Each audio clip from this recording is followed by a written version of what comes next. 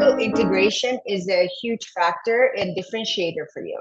Yeah. That you're involved in the entire process of your perfume from concept to production and your marketing, everything is in-house.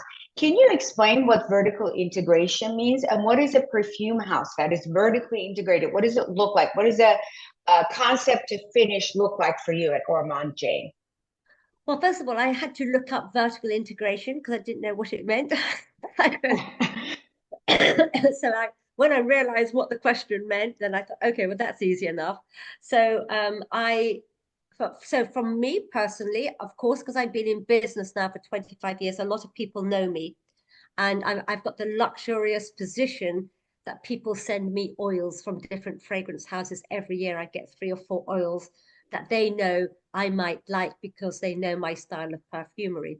But a typical year for me now, I might have maybe 6 or 7 oils on my desk. I've smelt them and I've pinpointed 2 or 3 that I find gorgeous and then, I can't stop smelling them and they get put to one side. And then I have to decide, how am I going to use them? Am I going to just use it as a top note or is it going to be the heart of a perfume? And then I start exploring in my mind what's missing from the collection, what would be good, what could I do that would be really something special with that particular oil. So this year I got sent loads of oils. Of course, the trending oils were things like ginger and mint. I didn't like them actually, and I didn't want to make a perfume from them just for the hell of it because people were demanding a mint perfume or demanding a ginger perfume. So I found this Timia pepper. It was beautiful. It was like this fruity, spicy pepper. One of those oils that you just keep repeat, you just keep smelling it all the time. It's on the desk. And I thought this would make a perfect top note for a very good vetiver perfume because I don't have a vetiver perfume. So then I go back to the company and I tell them what I want to do. And I say, I would like to make this. I want this Timia pepper that you sent me, and you also sent me a sage oil. I'd like the sage and the Timia pepper to be in the top note, but the heart of the perfume must be a vetiver. Please, can I smell your vetivers? So then they will send me what they have. Some are synthetic, some of them are natural. By the way, some the synthetic ones are more expensive vetiver than the natural ones. So then what I like to do is say to them, can I mix 2 together? So my vetiver is completely different from everybody else's.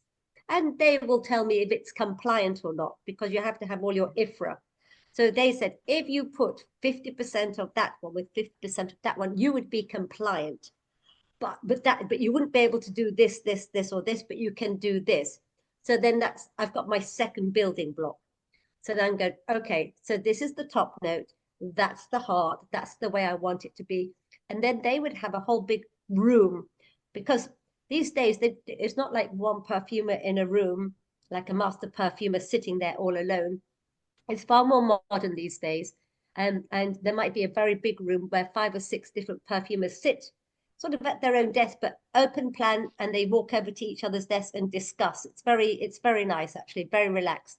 So the perfume's now taking shape and they're now sending me some samples of what they've come up with. And they will tell me who made what. So let's say with the Vetiveria, it was a lady called Celine. So I get on the phone to Celine and I'm talking to her personally, saying, this is what I love about the perfume. This is a little bit I kind of need changing. So we will work it through. She will send me some more samples.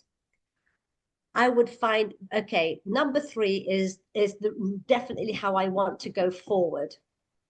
So then she would then see if my ideas are compliant. So they put it through a machine to make sure it's got the right quantity and we're not, overstepping one of the quantities. So the procedure is more complicated these days because it used to be that we didn't have any of that before. You could just make what you wanted and say, put more of this in, put more of that in. I love, give it a big, bold statement.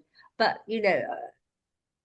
I always think, the more specialty oils, the more, expensive they are, the better they are for me because nobody wants to spend that type of money. So they're not going to copy it, which is good for me.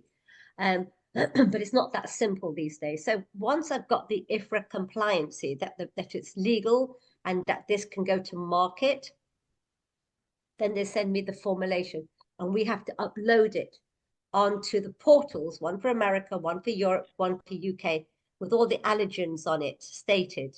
And we have to put the allergens on the back of the bottle. Then we would say, okay, we'd like a delivery of 50 liters, just the oil, to come to our studio. And when that arrives, we have trained, we have a pouring room, and we have 3 or 4 people that work there. They're all trained, and they are the only ones that are allowed to go into that room. Nobody else is allowed to go into the room. And they've got all their hats on and white coats on. They'll look at the formula, and then I'll either be there or I'll be on a Zoom with them. And I would say, I want you to put in this percentage of oil, this percentage of denaturized alcohol. They'll do that, and they'll put it into drums with the dates on it, and they will give it a what's it called, a something code. You know, if you need to track a perfume. Sure. Oh, I can't remember what the word is. So something inventory. Code. No, not inventory. It has to be. QR. Let's say 1, 2 years down the line, somebody says, how old is this perfume? I would say, give me the number, and then I can give them the date that it was made. So it's a batch code in a way. Batch code, that's it. It's a batch code. So they will get it. So the date that they make it, it will become a batch code, and that goes into our computer, and it's all saved on the portals. And then about 6 or 7 weeks later, everything's set to a certain temperature. And then Jamie goes in and pours a little bit, puts it into the bottle, see if it's running clear, if it looks clear. Because even though if it's cloudy, there's nothing wrong with it, but people don't like to get a cloudy perfume. They want it to look crystal clear. We don't add any coloring or anything like that. When he'll then phone me and say, I think we're ready to go. So I'll go down to the studio and smell it, pour 1 bottle, put it on my wrist, see how it's developing, how long it's lasting, and then I will give him the go ahead. So he will then pour it in the pouring. He'll say, okay, we're pouring on Wednesday. I'm going to make 500 bottles.